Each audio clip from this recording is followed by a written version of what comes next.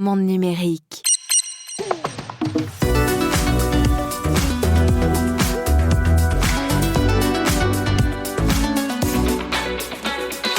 Des manifestations contre les data centers, Eric Schmidt, l'ancien patron de Google, hué par des étudiants quand il parle d'intelligence artificielle. Mais quelle est cette vague anti-IA qui semble monter peu à peu ?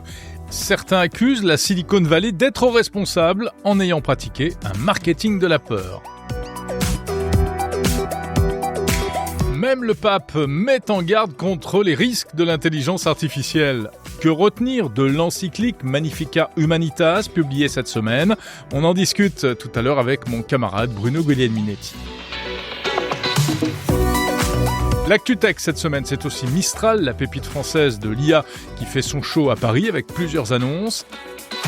Et puis dans la deuxième partie de cette émission, tenez-vous bien, pas moins de 4 interviews cette semaine. D'abord, vous découvrirez un agent IA qui répond à vos questions sur la science et qui débunk les fake news. Voici Mon IA Céleste sur X, une initiative française très originale. Je reçois son co-créateur Benjamin Cyr. Alexa Plus débarque en France. Enfin, c'est la nouvelle version de l'assistant vocal d'Amazon, boostée à l'IA générative. Que peut-on faire avec ? Comment ça marche ? Explication du directeur général d'Alexa France. Et puis la suite de notre mini-série consacrée à l'innovation technologique à l'hôpital, en partenariat notamment avec la Fédération hospitalière de France, sans oublier les grandes tendances du salon Santexpo qui avait lieu récemment à Paris. On découvrira ça avec notre partenaire Capgemini. Bienvenue à l'écoute de Monde Numérique, l'hebdo du 30 mai 2026. Monde numérique, Jérôme Colombin.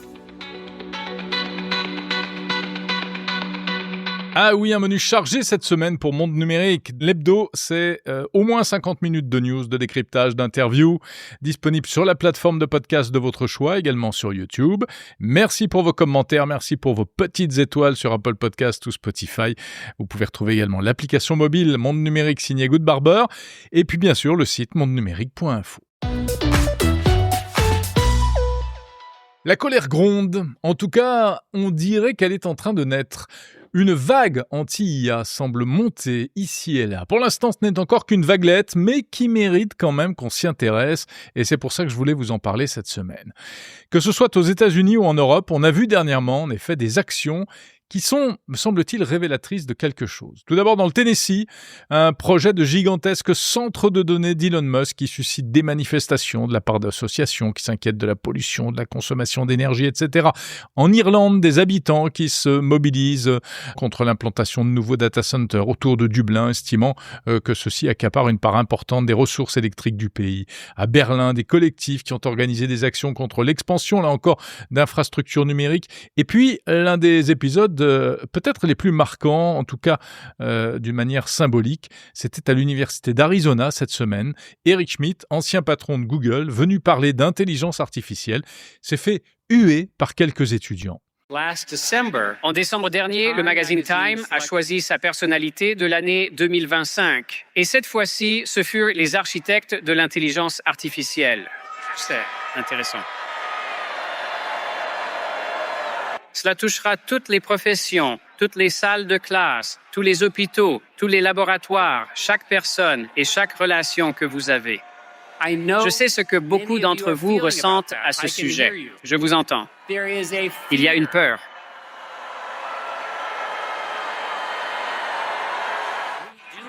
Nous ne savons pas, nous ne connaissons pas les contours précis de ce à quoi ressemblera cette transformation. Choisissez une diversité de points de vue, y compris, permettez-moi d'ajouter, et si vous me permettez de faire ce point, s'il vous plaît,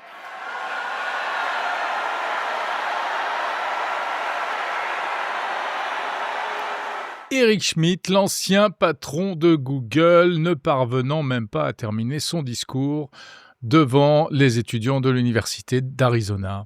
Les motifs de cette grogne sont divers. Il y a les préoccupations environnementales, il y a des questions de principe et puis des questions de voisinage aussi qui peuvent se comprendre dans le cas d'installation de super data centers. Et puis, il y a aussi des interrogations un peu plus diffuses concernant notamment l'emploi. L'IA va-t-elle nous voler notre travail ? Les étudiants, certains en tout cas, se demandent si l'IA ne va pas bloquer le recrutement de jeunes professionnels puisque désormais, les agents peuvent théoriquement remplacer un professionnel junior dans de nombreux secteurs. Il y a aussi tout ce que l'IA risque de remettre en question à tous les niveaux de la société. Et à cet égard, on peut citer notamment l'événement de la semaine, qui est cette encyclique du pape Magnificat Humanitas, encyclique publiée par Léon XIV, donc de manière très solennelle, avec un très grand retentissement à travers le monde entier. Une encyclique qui évoque les nombreux risques du développement de l'intelligence artificielle si celui-ci n'est pas maîtrisé. Risque pour l'être humain d'une manière générale, pourrait-on dire. Le pape met en garde contre les risques de déshumanisation, de concentration du pouvoir, de surveillance, de manipulation de l'information aussi et d'affaiblissement du sens du travail. On reviendra tout à l'heure dans le débrief transatlantique avec Bruno Guglielminetti spécifiquement sur l'encyclique papale. En attendant, ce que l'on peut retenir donc, c'est que la tech, apparemment ne fait plus rêver et elle fait même carrément peur. En tout cas, elle risque d'énerver. L'explication est peut-être à chercher du côté des géants de la tech eux-mêmes. Car, après avoir promis monts et merveilles depuis des années, les dirigeants d'entreprises d'intelligence artificielle sont aussi, depuis un certain temps, les principaux Cassandres, les premiers à crier au loup et à souffler un vent contraire, en fait, à expliquer que la société va être bouleversée en profondeur, que l'IA va faire exploser le monde du travail et que tout cela va être très douloureux. Mais aujourd'hui, on peut se demander si ces acteurs ne sont pas en train de se retrouver pris à leur propre piège, en ayant déclenché un mouvement de panique qui sera sûrement difficile à arrêter. En fait, pourquoi un discours aussi alarmiste ? Pas forcément pour de bonnes raisons. On a compris désormais que les cris d'orfraie d'un Sam Altman d'OpenAI, de Dario Amodei d'Anthropic, ou même d'Elon Musk de SpaceX, qui d'un côté crie au loup, appelle à la régulation, et d'un autre côté continue à développer à toute vitesse ces outils, dont ils dénoncent eux-mêmes les risques potentiels, ces gens-là cherchent en réalité deux choses. Un, à convaincre leurs actionnaires que quelque chose d'énorme est en train de se passer et qu'il faut continuer à les soutenir, malgré tout. Et deux, à forcer éventuellement les États à intervenir pour fixer plus de règles, afin de freiner ceux qui vont trop vite, car ils se retrouvent tous pris dans une espèce de course à l'échalote, obligés d'aller à toute vitesse, de sortir toujours plus de nouveaux produits, et ça les arrangerait bien que quelqu'un siffle un peu la fin de la récré, ou en tout cas freine un peu les ardeurs. Bref, ils se sont livrés pour ces raisons-là depuis plusieurs années à une sorte de véritable marketing de la peur, communication de la peur, parce que la peur, ça fait peur, mais ça fait vendre. Et c'est un peu d'ailleurs ce que dénonce, et j'ai trouvé ça très intéressant, un entrepreneur de la tech installé aux États-Unis, d'origine libanaise, Simon Khalaf, qui a publié cette semaine sur X un post intitulé « J'accuse ». Comme le « J'accuse » d'Émile Zola à propos de l'affaire Dreyfus. Et d'ailleurs, il reprend la couverture du journal L'Aurore de l'époque. En précisant d'ailleurs que pour beaucoup d'Américains, Émile Zola, ça évoque pas forcément grand-chose. Mais lui, son titre, c'est « J'accuse la Silicon Valley ». La Silicon Valley d'avoir en quelque sorte cassé le jouet de l'IA en semant la peur, justement. Et aujourd'hui, il récolte la tempête de la colère. Alors j'ai joint Simon Khalaf à San Francisco, écoutez ce qu'il dit. Ce que je reproche à la Silicon Valley, et surtout les PDG de Anthropic et OpenAI et les billionnaires qui sont leurs investisseurs, c'est de lancer une campagne, une marketing campagne, sans calculer les conséquences. Ils ont lancé un nouveau mouvement ludique qui est en train de dire que on va avoir une crise, le chômage va être dans les 50%. Ils ont même été chez le pape, pour condamner, disons, l'avancement de l'IA. Alors, tout ce qu'ils voulaient dire, on va faire beaucoup d'argent. Très bien. Alors, arrêtez. Maintenant, vous avez lancé ce mouvement. Il y a 70% de la population aux États-Unis qui est contre le AI et contre la création de ces géants data centers qui vont aider à lancer la plus grande, je ne sais pas quoi dire, quel mot utiliser, une révolution industrielle qui est 10 fois plus grande que celle qui a été lancée il y a 200 ans. C'est ce que je les reproche. Donc en fait, ils ont créé une espèce de marketing de la peur pour servir leurs intérêts, mais aujourd'hui, ça se retourne contre eux. C'est ça que vous voulez dire? Exactement. Voilà, vous pouvez retrouver l'interview intégrale de Simon Halaf la semaine prochaine sur le fil du podcast Monde Numérique. En attendant, aux États-Unis, eh bien, ce qui se passe aussi aujourd'hui, c'est une espèce de retour en arrière. Et les fameux grands patrons de l'IA, eh bien, sont en train de, après avoir soufflé le chaud, de se mettre à souffler le froid. Peut-être se rendent-ils compte qu'ils sont allés trop loin. Et Sam Altman, par exemple, encore lui, a récemment déclaré que finalement, il s'était peut-être trompé sur la vitesse à laquelle certains emplois de bureau allaient être transformés, que les effets seront peut-être moins visibles qu'on ne l'imagine. Et il insiste aujourd'hui davantage sur la complémentarité entre les humains et les machines. Il dit même qu'il a cessé de faire rédiger ses emails par ChatGPT. Alors, est-ce que c'est vrai, est-ce que c'est faux? Avec Sam Altman, c'est toujours un peu difficile de savoir. En tout cas, après le discours sur l'IA va remplacer une grande partie du travail intellectuel, aujourd'hui on est plutôt sur oui, mais attention, les humains restent essentiels, ne vous inquiétez pas, dormez, tranquille, bonnes gens. Un retournement de veste qui n'est sans doute pas anodin, qui ressemble même presque à une tentative de désamorcer une inquiétude devenue trop forte. Mais la question désormais, c'est de savoir si ce rétropédalage n'arrive pas un peu tard. Et entre-temps, eh bien, les géants de l'IA ont-ils tué ou en tout cas blessé la poule aux œufs d'or? Car à force d'avoir présenté leurs outils comme capables de remplacer les humains, ils ont peut-être créé eux-mêmes les conditions d'un rejet massif. Oui, l'IA va sans doute transformer en profondeur la société, mais personne ne sait exactement comment ni à quelle vitesse. Et les grands patrons de l'IA, qui sont sans doute des entrepreneurs géniaux, mais certainement pas de grands penseurs ni forcément de grands visionnaires, sont peut-être carrément les derniers pour prédire et pour imaginer l'avenir. Et une technologie qui suscite davantage de peur que de confiance, c'est pire que tout, et à l'arrivée, tout le monde sera perdant. Voilà, pour ces réflexions, je voulais partager avec vous, un peu longuement, certes, et j'espère que je ne vous ai pas perdu en route. On continue sur l'actu de la semaine, avec Mistral, qui a fait son show cette semaine à Paris.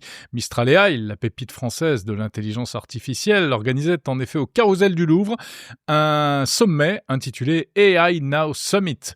Le but, réunir son écosystème, ses clients, partenaires, les médias aussi, et au-delà, faire du tam-tam autour de l'IA à la française. Alors, avec plusieurs annonces.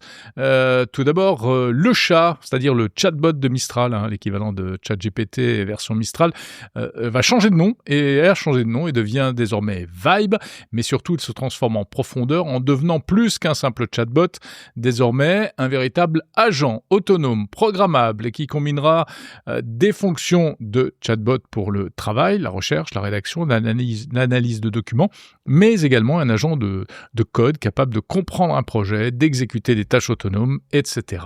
Ça, c'est pour Vibe. Mistral a également annoncé plusieurs partenariats avec l'industrie, des annonces remarquées avec Airbus pour l'aviation commerciale, la défense et le spatial, avec BMW pour la simulation de crash test ou encore avec ASML pour les semi-conducteurs. Des alliances qui montrent que Mistral cherche à devenir indispensable chez les grands industriels, pas seulement comme fournisseur de modèles génériques. Un signal fort aussi vis-à-vis de la concurrence américaine. Enfin, Arthur Mensch, le cofondateur, a confirmé que Mistral envisageait de produire un jour ses propres puces pour mieux contrôler son infrastructure et s'affranchir un peu de Nvidia. En France encore, alors tout à l'heure je parlais des craintes à l'égard de l'IA, mais il y a aussi de l'amour pour l'intelligence artificielle. Et les Français aiment l'IA, ils l'utilisent. En tout cas, c'est ce qui ressort d'une étude de la plateforme Nation.fr, réalisée au mois de mai auprès d'un échantillon de 3800 personnes. L'usage personnel de l'IA générative dépasserait désormais l'usage professionnel chez les Français, 48% contre 42% au travail. Le rapport au chatbot évolue donc vers une forme d'intimité. Et plus de 7 Français sur 10 discutent déjà avec une IA comme s'il s'agissait d'une personne réelle. Est-ce bien, est-ce mal? Je vous laisse le soin de la réflexion. En tout cas, les usages se diversifient. Un tiers des utilisateurs demandent des conseils en nutrition ou en sport à leur IA. Et puis, ils l'utilisent aussi pour des questions amoureuses et des questions de séduction. 23% des Français avouent avoir déjà utilisé l'IA pour rédiger un message à un proche ou améliorer leur profil sur une application de rencontre. Au total, 38% des Français considèrent déjà l'IA comme un outil incontournable de leur quotidien. Et on termine avec une news concernant la voiture électrique, un sujet qu'on suit de près dans le monde numérique, avec une annonce cette semaine au plus haut niveau. Emmanuel Macron a réuni à l'Élysée le 26 mai les acteurs de la filière de l'électricité automobile et il en a profité pour annoncer un nouvel objectif de 400 000 bornes de recharge publique d'ici à 2030 en France, c'est-à-dire un peu moins du double de ce qui existe aujourd'hui, mais ça ferait 240 000 nouveaux points de charge à déployer en moins de 6 ans, dont 60 000 stations ultra rapides. Et on sait que les bornes de recharge rapide, c'est un enjeu de développement pour la voiture électrique, car les voitures vont pouvoir de plus en plus se recharger en des temps records. On en parlait la semaine dernière d'ailleurs avec Julien Villeray d'EDF à l'occasion des annonces récentes faites notamment par les constructeurs chinois. Il faut donc déployer des bornes puissantes mais aussi beaucoup de bornes. Alors par exemple en France, Electra va investir 300 millions d'euros pour accroître son réseau. C'est un des plus gros opérateurs de bornes de recharge à travers l'Hexagone. Et puis il est intéressant de noter le rôle de la grande distribution. Ainsi, Édouard Leclerc prévoit 30 000 bornes à l'horizon 2035, tandis que Lidl va injecter 13,5 millions d'euros dès l'année prochaine, pareil, pour développer des bornes.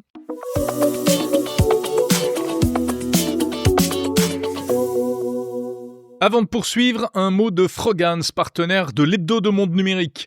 Réinventer Internet depuis la France. Est-ce que c'est possible ? Eh bien, c'est le pari ambitieux de Frogans qui sera bientôt présenté aux développeurs. Le projet a été pensé dès l'origine pour un déploiement global, avec un registre des adresses Frogans opéré à l'échelle internationale dans plus de 170 langues. Bref, une ambition française, mais clairement mondiale. Alexis Tamas, cofondateur de Frogans. Le projet, par sa nature, nécessitait une approche internationale d'entrée de jeu. C'était essentiel pour avoir une approche globale, on va dire, du sujet, soit des Américains, des Chinois, etc., des Européens. Et puis aussi, pour anticiper aussi ce développement, une branche locale en Chine. Et puis une antenne locale aussi, dont la création vient d'être finalisée aux États-Unis, à Washington, par l'OP3FT, qui est en charge de la standardisation de Frogans. Pour en savoir plus sur Frogans, rendez-vous sur le site f2r2.fr. Le débrief transatlantique. Jérôme Colombin à Paris, bonjour. Salut Bruno Guglielminetti à Montréal, ravi de te retrouver. Très heureux. Jérôme, la grande question cette semaine, c'est de savoir, est-ce que tu as parcouru l'encyclique du pape concernant l'intelligence artificielle? Alors, je mentirais en disant que je l'ai lu du début à la fin, parce que c'est quand même un document conséquent, mais bien sûr que je me suis intéressé à cette encyclique, qui est quand même un événement assez étonnant, qui a d'ailleurs été repris partout, dans tous les médias. Vraiment, il y avait eu déjà une encyclique au moment de la révolution industrielle, au début du XXe, et là, c'est vraiment, on est complètement sur la même longueur d'onde, j'allais dire, parce qu'en fait, quand tu lis, quand tu te fais résumer, quand tu te plonges là-dedans, tu t'aperçois qu'il n'y a pas, effectivement, pour toi et moi qui suivons ça de près, il n'y a pas énormément de nouvelles pistes de réflexion. Il n'y a pas de révélation. Il n'y a pas de révélation, ouais. Ça pourrait être le terme pour un texte religieux. Oui, non, mais c'est ça, c'est vraiment ça, il n'y a pas de révélation. Il n'y a pas de révélation, mais c'est une synthèse, qui remet vraiment les choses à leur place et qui essaie d'embrasser tous les enjeux autour de l'intelligence artificielle. Donc voilà, la question des armes, peut-être un jour pilotées par l'IA, la question. Et donc c'est là où il dit de désarmer l'IA. Ouais. De désarmer l'IA, exactement. La question de la désinformation, qui évidemment déconstruit complètement les sociétés. La question aussi de qui possède les IA. C'est ça qui est intéressant quand il dit que les algorithmes et les données par voie de conséquence, grâce à nous, grâce à toutes les données qu'on fournit, eh bien, elles se retrouvent détenues entre les mains de quelques-uns et ça commence à poser des problèmes, ou ça va poser des problèmes un jour ou l'autre.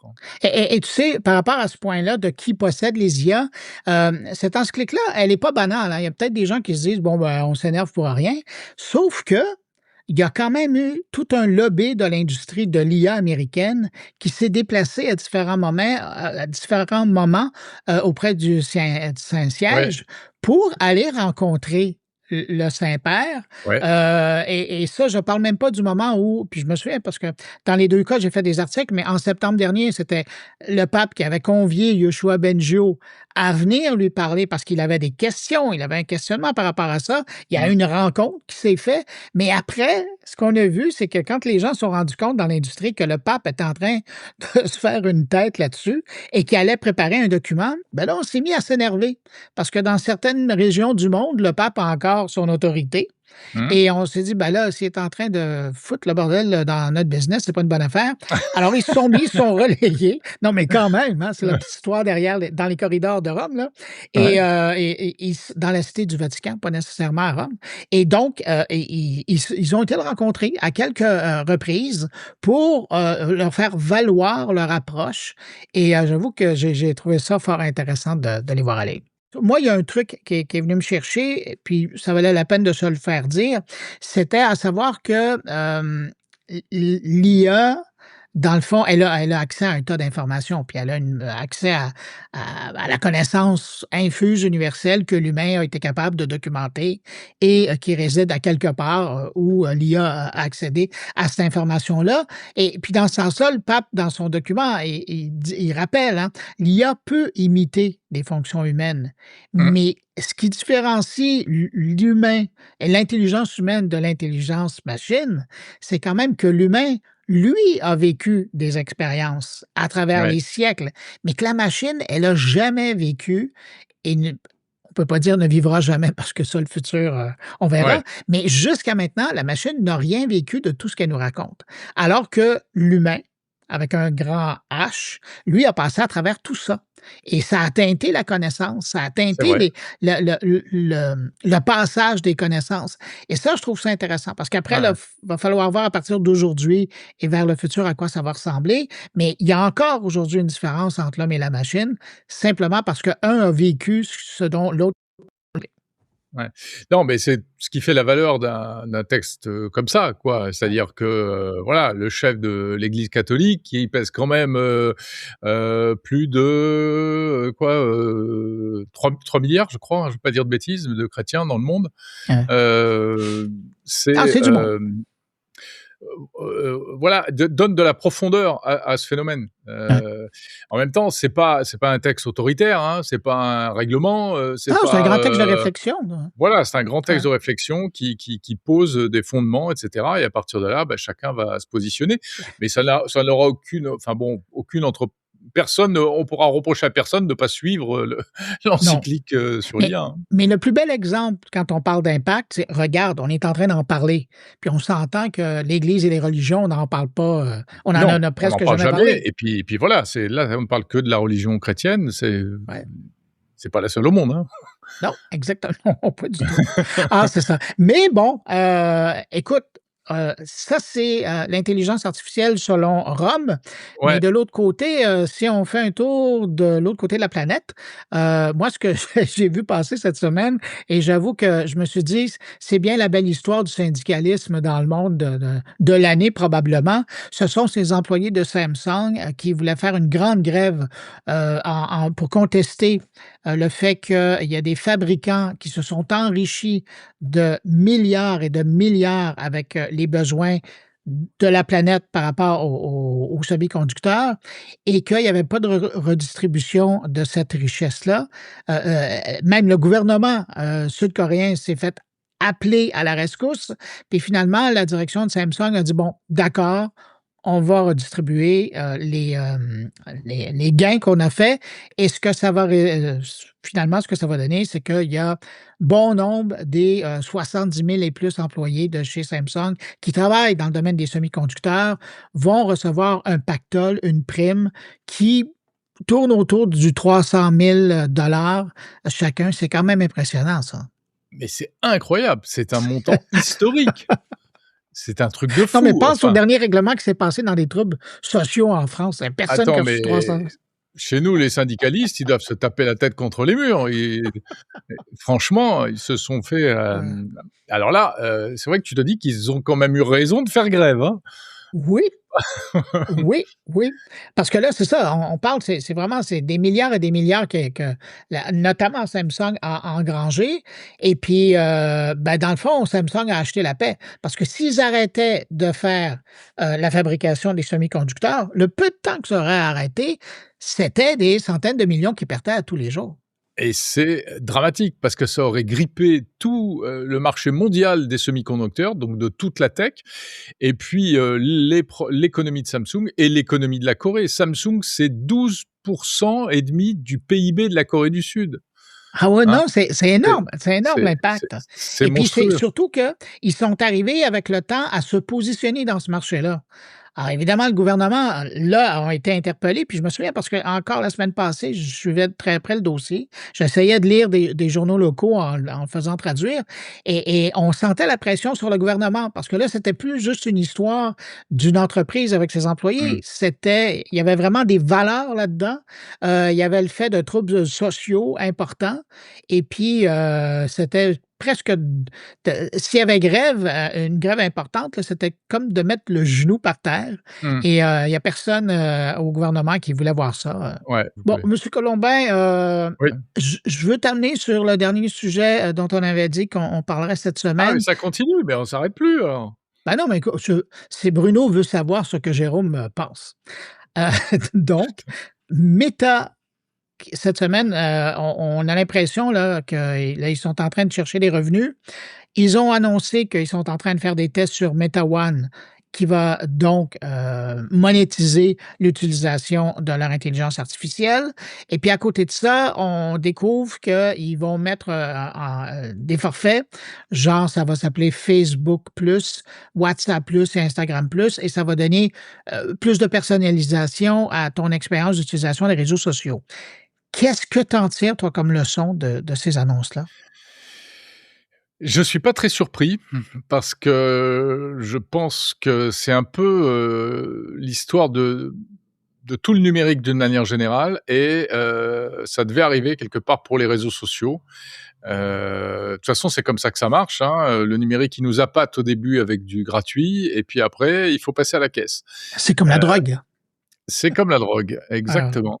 Et d'ailleurs, on risque, d'avoir des sacrées surprises avec, l'intelligence artificielle, hein, on oui. sait Quand qu'aujourd'hui quand on va payer le vrai prix, là? Ouh, quand on va payer le vrai prix, ouais, ouais, parce ouais, que si tu payes ton petit forfait à 20 € ChatGPT, OpenAI, ça lui coûte combien? 100 fois plus cher, 1000 fois plus ouais. cher? Enfin, on n'a pas les chiffres exacts, mais c'est monumental. En fait, c'est totalement sous-payé. Donc c'est juste pour nous appâter. Alors après, le bénéfice, les gens qui vont payer ça, est-ce que ça vaut le coup?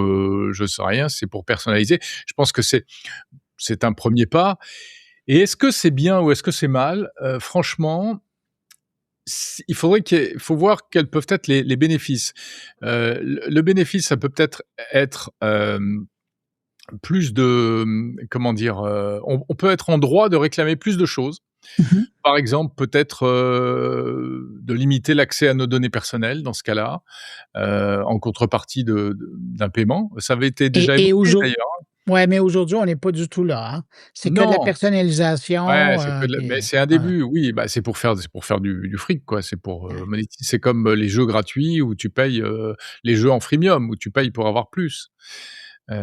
Et est-ce que ça pourrait pas aussi être bénéfique en termes de peut-être pour assainir un petit peu? Je veux dire, finalement, les réseaux sociaux sont gratuits. Alors là, c'est pas l'accès, je veux dire, on pourra toujours se connecter, Ouais.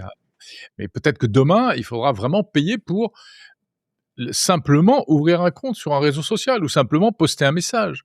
Il y a des trucs qui commencent aussi à arriver sur X. Sur X, si tu n'as pas un abonnement premium, ta visibilité diminue. Tu es moins visible, donc après tu peux, tu prêches dans le désert, tu fais des super posts, personne les lit, et cetera. Donc tu es tenté de payer pour, que ça ait vraiment un sens. Mais il faut pas perdre de vue que, par exemple, toutes les fermatrolles, qui polluent les fils d'information et les fils de réseaux sociaux avec des saloperies. Enfin, moi, j'en ai marre sur X. Tu vois tous ces trolls, tous ces bots qui ne sont là que pour poster des commentaires négatifs, pour énerver les gens, pour faire de l'engagement. Si demain ça leur coûte une fortune à ces gens-là, à ces fermatrolls, ils y ça va fermer. peut-être. Je sais pas, ils y réfléchiront peut-être à 2 fois. Donc le côté payant peut avoir un certain intérêt, dire. Mais bon, on n'en est pas encore là. C'est un ballon d'essai, je pense, pour Meta pour l'instant. On va voir. Mais en tout Toi, cas, qu'est-ce que t'en c'est penses? sûr que eux, ça leur permet de tâter l'intérêt Ouais, des c'est ça. utilisateurs. Et puis, s'ils vont chercher quoi, 1% de leurs milliards d'utilisateurs, ça sera ça. Hein. C'est des pas revenus qui vont négligeable. rentrer. Ouais. Bien sûr. Après, Bon, comme les employés de Meta vont faire grève pour avoir eu un intéressement, il va falloir passer à la caisse, comme chez Samsung. c'est à suivre. Hey, Jérôme, maintenant que tu nous as généreusement parsemé de tes réflexions. Oh! Ouais. Oui, alors, Oui. Monde encyclique t'a plu? Jusqu'à maintenant, oui. C'était de la musique à mes oreilles. De quoi parles-tu cette semaine dans ton carnet, Bruno? Écoute, de mon côté, je me suis réservé un peu de temps parce que je savais que j'aurais une grande conversation avec toi cette semaine. Tu me gâtes. Et puis, j'ai une autre grande conversation que je vais proposer aux auditeurs de mon carnet. Et celle-là, on l'a enregistrée cette semaine, en milieu de semaine. Ça a été fait au Chic Hôtel Élisabeth à Montréal. C'était organisé par le Cercle canadien. C'est un grand rendez-vous des PDG des grandes organisations canadiennes dans le monde des affaires. Et on m'a demandé d'animer une discussion entre Valérie Pisano, qui est la PDG du Mila à Montréal, et Joëlle Pinault, qui est la directrice de l'IA chez Cohere. Cohere, c'est le OpenAI canadien. Et à partir de ce moment-là, d'avoir ça a été une pirouette d'agenda, mais d'avoir ces 2 femmes-là qui parcourent la planète parce qu'ils sont demandés de la part des gouvernements, des grandes entreprises pour leur point de vue et leur réflexion sur la question de l'IA. Alors, de les avoir les 2 pendant 40 minutes avec moi et de leur poser toutes les questions et de terminer le 40 minutes et de savoir qu'il y avait encore 20 minutes de questions à poser. Écoute, on a fait une salle comble et ça a fini avec une ovation et vous pourrez entendre le résultat. C'est une discussion fort intéressante. Alors, je la partage avec les gens. Je parle avec Tu fais une toujours ça auteure. le comble, hein? Oui. Tu fais toujours ça le comble. À Montréal, il y a Michael Jackson et toi, en général. Enfin, Ouais, et sont toujours Michael très d'ailleurs a décidé de plus venir à Montréal. exactement. Ouais, tu vois. Voilà, tout à fait. Jérôme Colombin, je tiens à te remercier d'avoir pris tout ce temps-là à ton agenda. Je sais que tu as une semaine de fou, mais d'avoir pris ce temps-là avec moi pour Mais écoute, parler, pour partager tes réflexions. je te renvoie les remerciements. J'étais évidemment ravi de t'accueillir également cette semaine dans Monde Numérique. Et si tu es d'accord, je te donne rendez-vous la semaine prochaine. Avec grand plaisir. On se retrouve la semaine prochaine. Salut Jérôme. camarades. Ciao, ciao.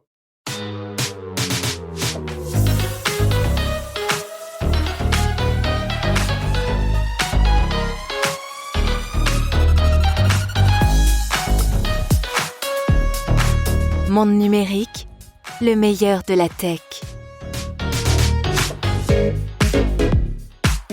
Alors, grosse actualité cette semaine, je vous le disais, et de nombreux invités. Tout à l'heure, on va s'intéresser au futur de la santé et de l'hôpital.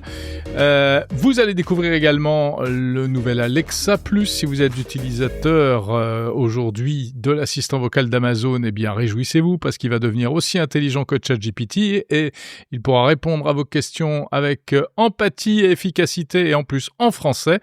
Mais avant cela, je vous fais découvrir un nouveau service, un nouveau système, un agent IA intelligent, accessible sur les réseaux sociaux pour débunker les fake news scientifiques. C'est parti.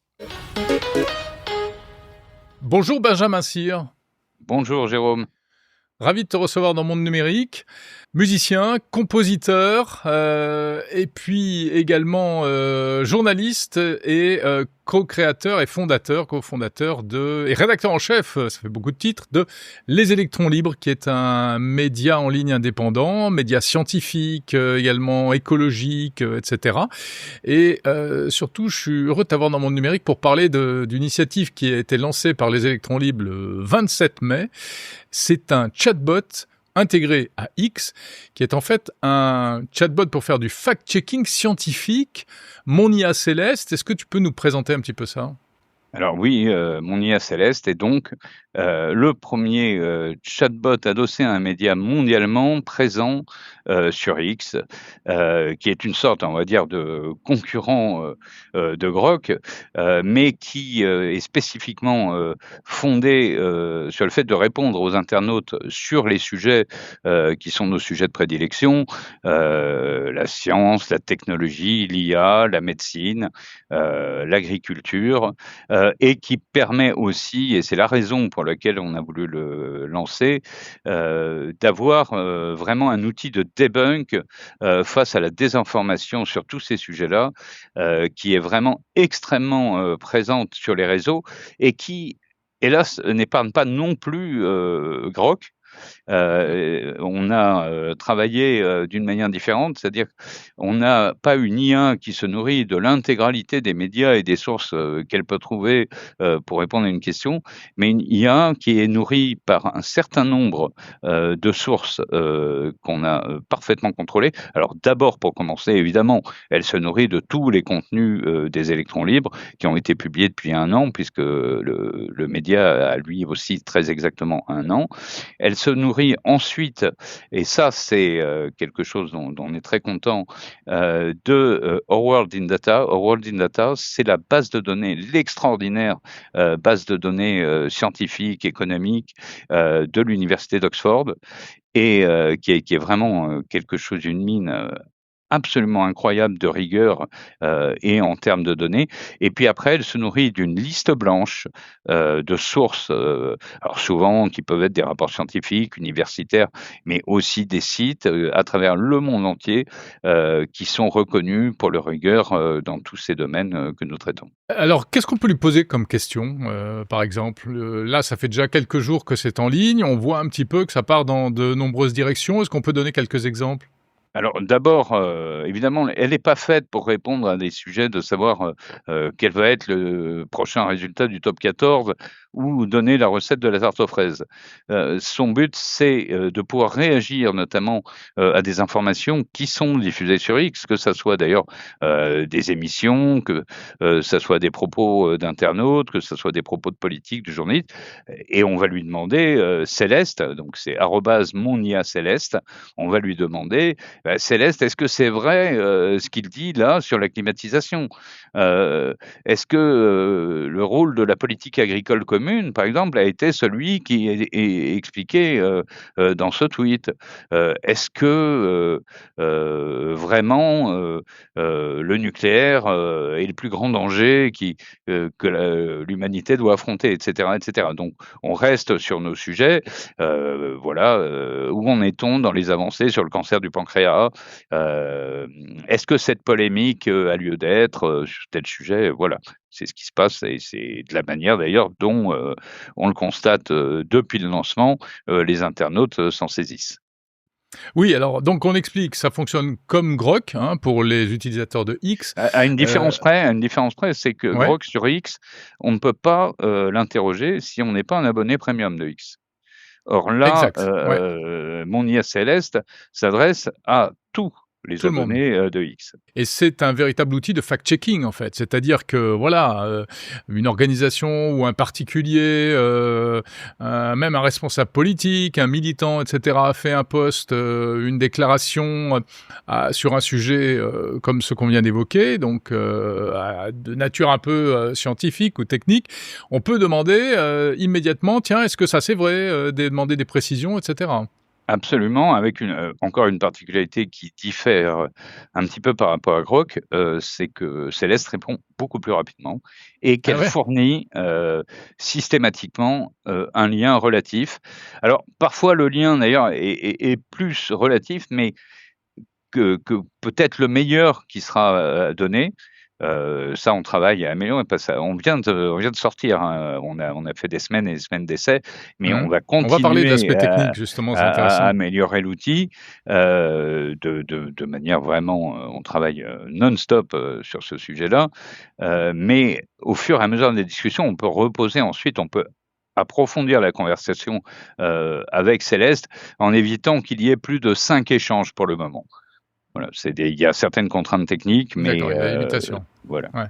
Mais c'est vrai que c'est assez efficace. Le premier jour, elle a mouché, je ne sais plus quelle personnalité qui était interviewée sur un plateau de télé et qui faisait une déclaration à propos de la climatisation, justement. Et la réplique était sanglante. Hein.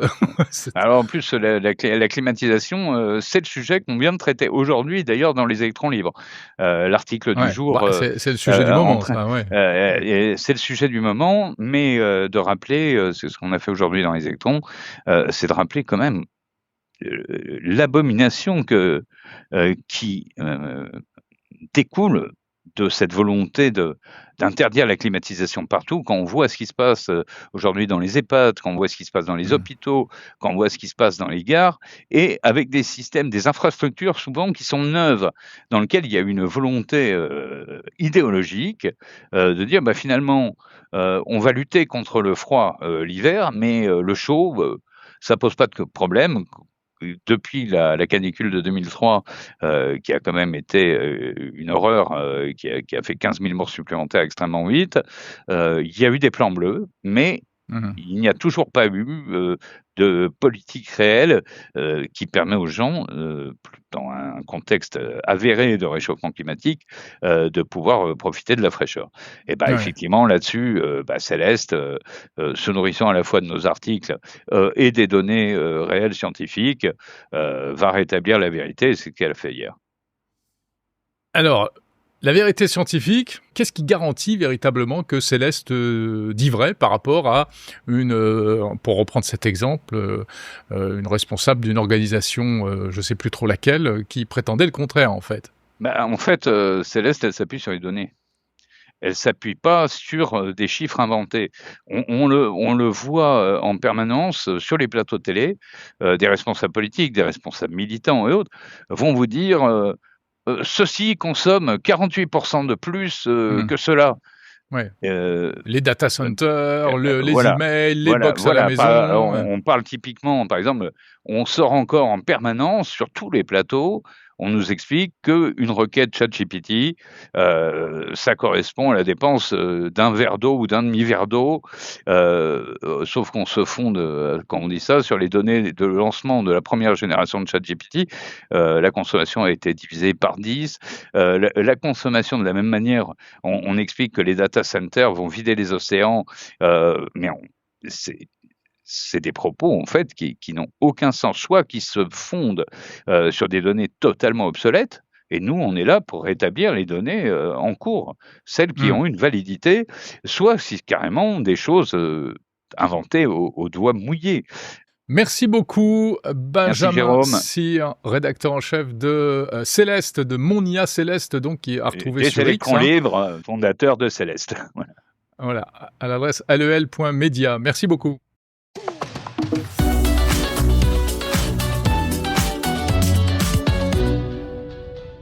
Bonjour Clément Monjou. Bonjour Jérôme. Directeur général de Amazon Alexa France. Alors ça y est, c'est le grand jour. Alexa devient plus intelligente à partir d'aujourd'hui avec le lancement en France d'Alexa Plus. Cette évolution hyper importante, est-ce que vous pouvez nous la présenter un petit peu ? Qu'est-ce qu'on va avoir de nouveau ? Alors on est en effet très heureux aujourd'hui d'annoncer la disponibilité pour les clients français d'Alexa Plus, donc notre meilleur assistant personnel à ce jour. Concrètement, qu'est-ce qu'on peut faire avec ce nouvel Alexa et qu'on ne pouvait pas faire avant ? Alors, on peut faire toutes les choses qu'on pouvait faire auparavant, déjà. Donc, on a des millions de clients en France qui utilisent Alexa tous les jours. Et donc, vous allez pouvoir redécouvrir votre musique, vous allez pouvoir contrôler votre maison connectée, vous allez pouvoir organiser votre semaine. Mais tous ces pouvoirs deviennent des super pouvoirs. C'est-à-dire que cette nouvelle technologie augmente ses capacités. Je vais pouvoir découvrir de la musique au gré d'une conversation. Ce n'est pas possible avec Alexa. Maintenant, je vais avoir une conversation sur quels ont été les groupes qui ont joué lors de la cérémonie d'ouverture d'ouverture ou de fermeture des Jeux Olympiques et retrouver une playlist en fonction. Donc vraiment, Alexa Plus amène ce côté conversationnel dans ce type de cas d'usage. Ça peut être la même chose pour découvrir un film, ça peut être pour découvrir plein de types de contenus. Pareil pour votre maison connectée, c'est un usage qui est très fort chez nous. Auparavant, avec Alexa, il était nécessaire de dire « allume la lumière ». Faire peut-être une pause, ensuite de demander autre chose. Là, maintenant, je vais pouvoir dire à Alexa Plus, Alexa, allume la lumière, lance ma routine et tu peux vérifier d'ailleurs si j'ai pas un colis qui est arrivé devant la porte. On peut lui dire tout ça à la fois. Voilà. On peut enchaîner Donc, des phrases. On peut enchaîner ces requêtes complexes et le dernier point, c'est aussi sur tous les autres usages, c'est vraiment ce côté très conversationnel. Donc Alexa, je vais pouvoir discuter avec elle, Alexa Plus, pardon, je vais pouvoir discuter avec elle, je vais pouvoir l'interrompre, j'ai pas besoin de redire le mot Alexa. Donc voilà, c'est une vraie conversation extrêmement naturelle. Bon, vous en avez à côté de vous, on peut faire une petite démo très rapidement. On va lui demander de se présenter. Ouais, allons-y. C'est un peu la star du jour. Voilà, alors en plus, mettez bien le micro vers elle, voilà, ce sera parfait. Alexa, comment ça va ? Ça roule. Je suis prête à t'aider avec tout ce dont tu as besoin. Je suis avec un journaliste et j'aimerais lui dire un peu, tu penses quoi de la France ? Ah, la France. C'est un pays fascinant avec une histoire riche et une culture remarquable. J'admire particulièrement l'art de vivre français, la gastronomie exceptionnelle et cette capacité unique à préserver les traditions tout en innovant. Paris reste l'une des plus belles capitales du monde et la diversité des régions françaises est impressionnante. Alexa, tu pourrais me dire quelque chose que seul un Français pourrait comprendre ? Ah, parfait. Alors voici. Il pleut comme vache qui... Généralement, ça veut dire qu'il pleut comme une vache qui urine. C'est notre façon très poétique de dire qu'il tombe des cordes. Ou encore, avoir le cafard qui n'a rien à voir avec l'insecte mais signifie être déprimé. Seuls les francophones comprennent ces images complètement loufoques. Oui, donc il y a eu un gros effort de localisation, comme on dit, de francisation en fait. Voilà, donc comme je le disais, Alexa, donc, elle est plus conversationnelle, elle est plus intelligente, elle est plus personnelle, mais aussi elle est vraiment française. Et ça a été un vrai travail de nos équipes en France. Et ce qui est fascinant aussi avec Alexa Plus, c'est du coup cette chose essentielle qui est la possibilité de pouvoir prendre des actions dans le monde réel. Et donc, elle va pouvoir se connecter à des services, par exemple The Fork, pour vous réserver une table dans un restaurant. Ça, c'est possible, c'est opérationnel en France ? C'est opérationnel, et voilà, c'est quelque chose qui sera disponible dans les semaines qui viennent. Parce que j'avais testé aux États-Unis, c'est vrai que c'est impressionnant. Voilà. Et donc ça, voilà, on est très heureux de pouvoir l'annoncer aujourd'hui, et ça arrive. Donc on peut lui dire, trouve-moi une table pour samedi prochain, tel restaurant. Oui.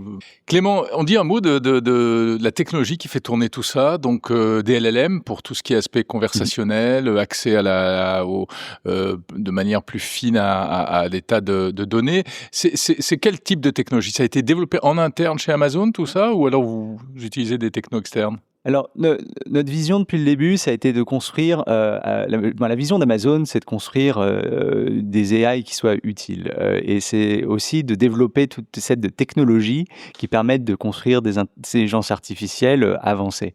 Et donc, Alexa a été construit sur des outils Amazon, notamment sur AWS, et utilise toute l'architecture disponible.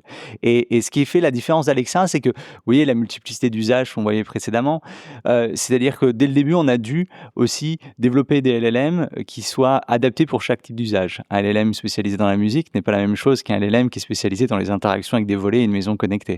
Donc pour ça demande aussi d'aller chercher des modèles très différents pour chacun des types d'usages. Certains vont devoir répondre plus rapidement, d'autres vont peut-être vous créer une histoire et vont pouvoir prendre plus de temps pour vous faire quelque chose de beaucoup plus narratif. Et du coup, Alexa, c'est plus de 70 modèles. Alexa Plus, c'est plus de 70 modèles qui tournent en permanence pour servir le client. Et donc, nous utilisons majoritairement des modèles Amazon, comme les modèles Nova. Mais nous sommes aussi heureux d'annoncer aujourd'hui que nous utilisons des modèles de Mistral AI dans Alexa Plus. Ok. Alors, ce nouvel Alexa Plus, il fonctionne comment ? Il faut quel type d'appareil pour que ça marche ? En France, 95% des produits qui sont utilisés actuellement par nos clients sont rétrocompatibles. Donc, il y a que les plus anciens sur lesquels ça marche pas. Il y a des produits très anciens. C'est une liste qu'on partage et qui est visible sur notre site. Tous ceux avec écran, par exemple, ils fonctionnent ? Ils sont compatibles. Okay. Et là, notamment, ensuite, on a toutes nos dernières gammes de produits qui, elles, en magnifient encore plus, je pense, l'interaction, avec une qualité audio avancée, avec une caméra, des micros avancés aussi. Et là, vraiment, on a une interaction extrêmement naturelle qui se fait avec l'utilisateur. Alors, combien ça coûte ? Alors, donc, toute la période de l'accès anticipé, Alexa Plus sera entièrement gratuit pour tous les utilisateurs qui auront accès. Et une fois la fin de l'accès anticipé, Alexa Plus sera disponible sous forme d'un abonnement pour 22,99 € par mois. Ouais, Mais la bonne nouvelle, c'est que pour tous les clients Prime, Alexa Plus sera inclus gratuitement. Ok, comme aux États-Unis. Donc, si on paye l'abonnement Prime... Voilà, dans l'abonnement Prime, Alexa Plus sera... Donc, vraiment, pour être très clair, c'est-à-dire que dès demain, les clients Prime en France ont accès à l'IA la plus avancée dans un assistant vocal, aux côtés de la livraison rapide et gratuite, aux côtés de Prime Video ou d'Amazon Music Prime. Merci beaucoup. Merci, Jérôme. Clément Monjou, directeur général d'Amazon Alexa France.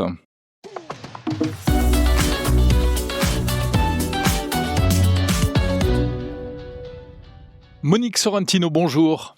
Bonjour. Vous êtes directrice générale du CHU Grenoble-Alpes. Bienvenue dans ce rendez-vous de Monde Numérique en partenariat avec la Fédération Hospitalière de France à l'occasion du salon Santexpo 2026, grand salon consacré au monde de la santé qui se tient à Paris, et également à l'occasion de la première table des DSI hospitaliers. L'intelligence artificielle a fait son irruption dans la santé et également dans les hôpitaux publics. Aujourd'hui, est-ce que pour vous, c'est aujourd'hui une réalité et c'est une dimension supplémentaire qui vous permet d'améliorer les soins aux patients ? Alors, je dirais que oui, c'est une nouveauté qui est en train de nous arriver et c'est une bonne chose.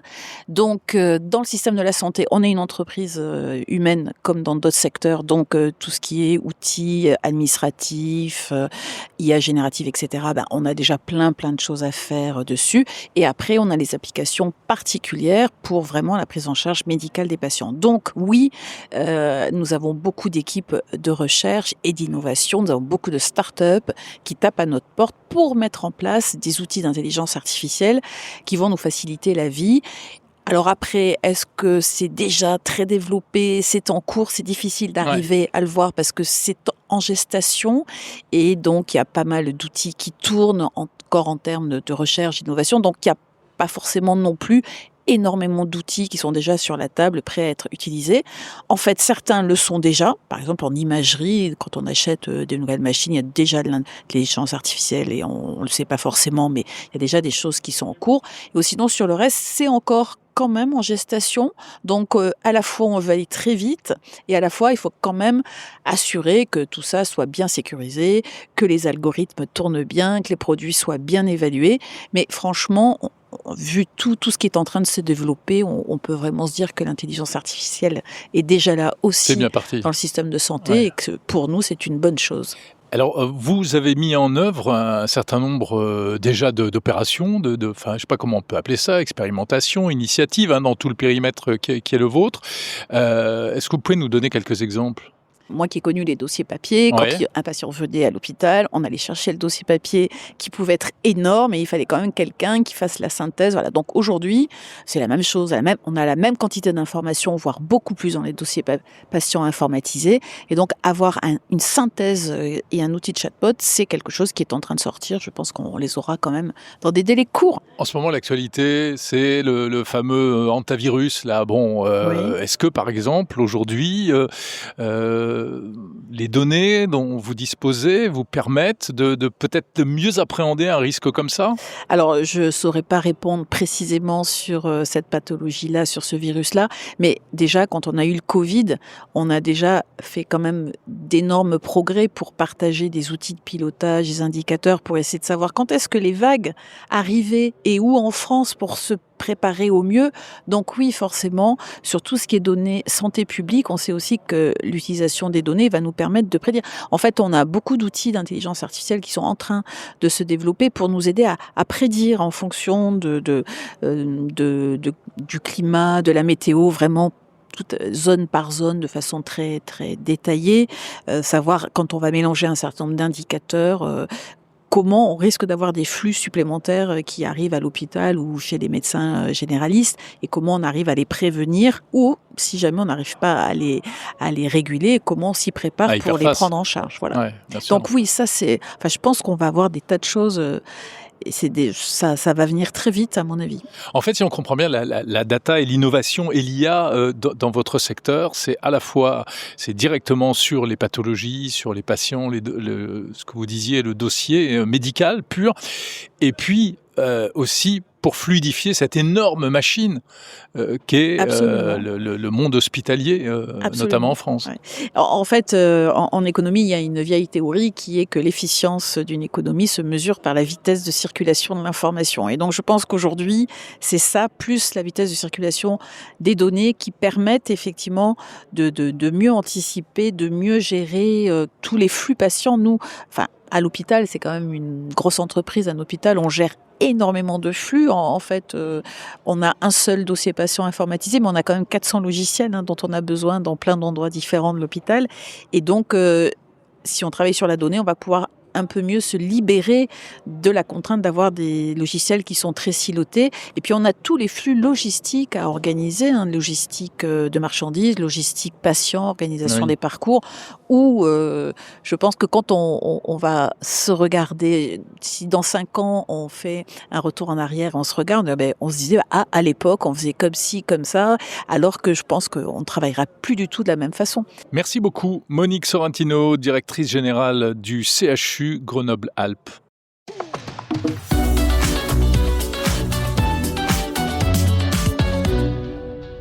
Bonjour Gaël Prudhomme. Bonjour Jérôme. Vous êtes responsable du Centre d'innovation en santé de Capgemini, basé à Bordeaux. On se retrouve dans le cadre du partenariat entre Monde Numérique et Capgemini pour parler de santé, car se tenait récemment à Paris le salon Santexpo. Alors, grand déballage d'innovation au service de la santé. Vous étiez sur place, vous avez arpenté les allées avec l'œil d'expert qui est le vôtre. Qu'est-ce que vous avez observé comme tendance cette année ? Oui, en effet, Jérôme. Alors, on avait la chance, côté Capgemini, d'être nombreux là sur le salon. Et effectivement, alors ce qu'on voit, de la continuité par rapport aux éditions précédentes, mais en termes de nouveautés, ce que j'ai pu noter de mon côté, c'est peut-être 4 choses qui m'ont marqué un petit peu. Donc, il y avait la partie robot humanoïde. Robot, forcément, on en voit partout en ce moment, mais côté santé. Le virage qu'on voit un petit peu, c'était des expérimentations qui étaient assez isolées jusqu'à présent, se font maintenant, finalement, on voit des plateformes pour gérer des flottes de robots. On n'est plus sur justement de l'expérimentation, mais on commence à passer à l'échelle. Et ça, c'est une chose qui était quand même assez visible. Et derrière, Alors aujourd'hui, il y a aussi beaucoup d'objets connectés dédiés à la santé à porter sur soi ou à avoir à la maison, des montres, capteurs sous le matelas, toutes sortes de choses, pèse-personne intelligent et tout. Qu'est-ce que ça change, ça, concrètement ? Est-ce que ça a un impact sur la manière de soigner les gens ou bien c'est encore un peu gadget ? Ouais, alors effectivement, il y a de tout, mais c'est quand même quelque chose qui est de plus en plus utilisé aujourd'hui. Donc, on voit beaucoup de personnes porter justement ces wearables, ces objets connectés. Derrière, effectivement, ça a un impact fort sur la donnée. Pourquoi ? Parce que tous ces wearables, du coup, produisent de la donnée, mais la difficulté et le gros enjeu, c'est comment on va l'exploiter, cette donnée. Est-ce que, justement, on va pouvoir la faire communiquer entre différents objets connectés ? Est-ce qu'on peut la faire communiquer aussi avec les logiciels qui sont utilisés, que ça soit à l'hôpital ou chez un médecin de ville, pourquoi pas à la pharmacie. Donc le vrai enjeu, il est là. Il n'est pas aujourd'hui sur les objets connectés. Il y en a plein, ils sont plus ou moins matures, ils sont déployés, mais finalement, c'est qu'est-ce qu'on fait des données et comment on fait en sorte finalement que ces données soient vraiment utiles. Et puis, si on parle santé et technologie, on ne peut pas passer à côté de cette thématique de la longévité, avec la promesse de vivre jusqu'à 150 ans peut-être un jour. Alors, où est-ce qu'on en est ? Ça, c'est sérieux ou pas ? Non, alors effectivement, oui, c'est vrai que c'est une tendance très qui émerge et qui est très présente et en France aussi. Et on voit que ça commence à être une réalité. Pourquoi? Parce que on revient finalement aux enjeux des objets connectés, de la donnée. Et aujourd'hui, de par la maturité de ces objets connectés, de par la capacité de l'intelligence artificielle notamment d'aider à traiter, à exploiter des nombres de données très importantes, on arrive finalement à en faire des bilans plus facilement et du coup à anticiper. Donc ça va vraiment dans le sens où on va vers cette médecine qui se veut de plus en plus préventive et donc forcément ces cliniques autour de la longévité grâce à ces outils accélèrent et se développent et sont de plus en plus matures. C'est quel type d'outil? Alors alors il y a beaucoup de choses. Aujourd'hui, moi, ce que j'ai pu voir, c'est pas mal d'outils finalement qui vont être un peu invisibles pour le patient parce que c'est des outils de traitement de la donnée, donc qui vont plutôt permettre finalement de faire des corrélations entre les différents biomarqueurs, donc les marqueurs biologiques qui peuvent être étudiés dans une prise de sang, typiquement. Et donc ça va être toutes ces formules algorithmiques qui vont aller beaucoup plus vite pour derrière pouvoir tirer des conséquences et finalement anticiper une potentielle pathologie. Donc tout ça, c'est finalement des innovations un petit peu invisibles. Et après, on va avoir des choses, des outils qui sont un peu plus visibles, qui vont être là, des montres connectées forcément qui vont donner des alertes dès lors qu'il y a un risque par exemple, ou qu'elle détecte une mauvaise hygiène de vie, etc. Donc tout ça, c'est des choses qu'on voyait pas mal depuis de nombreuses années, mais qui sont de plus en plus fiables finalement. Et alors, fiables au point de se dire que oui, il y a des trucs à connaître pour vivre jusqu'à 150 ans? Ah, alors ça, je ne saurais pas dire. Je vais pas m'avancer là-dessus. Je pense que c'est toujours un équilibre et ça ne remplace pas aussi l'avis des professionnels de santé. Donc, il faut faire aussi attention aux outils qui nous promettent la lune et bien voir un petit peu avec les vrais experts. Merci beaucoup, Gaël Prudhomme, responsable du Centre d'innovation santé de Capgemini.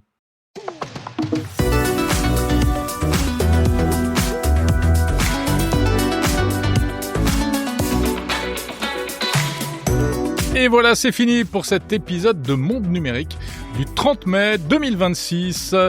Un maxi-épisode, on a un peu dépassé les limites là, parce qu'il y a une grosse actualité et puis de nombreux intervenants passionnants. Je voulais tout vous passer d'un coup, parce qu'on était en plus sur l'actu un peu chaude du moment.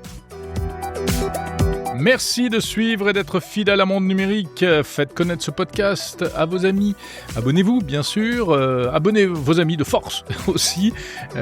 Podcast est disponible sur toutes les plateformes, également sur YouTube, bien sûr, et puis sur le site mondenumérique.info, ainsi que sur l'application mobile Monde Numérique signée Good Barber. Ne ratez pas ce week-end un nouvel épisode du Grand Débrief avec François Sorel et Bruno Guglielminetti, un rendez-vous mensuel que nous vous proposons. On passe en revue les moments forts de l'actu du mois. Et ce mois-ci, on s'intéresse à Mistral, on s'intéresse aux annonces de Google, c'était la Google I.O. au mois de mai 2026. On revient aussi sur le lancement d'Amazon Alexa+. Et puis, on s'interroge sur ce thème que j'évoquais en début d'émission. Y a-t-il une vague anti-IA qui est en train de monter? Bref, un épisode passionnant, un peu burlesque aussi, vraiment c'est à pas rater en audio et en vidéo sur le fil de ce podcast. Je vous souhaite une très bonne semaine, pleine de tech, profitez bien du soleil, du travail, de tout ce qui fait votre quotidien et rendez-vous la semaine prochaine pour un nouvel épisode de l'Hebdo.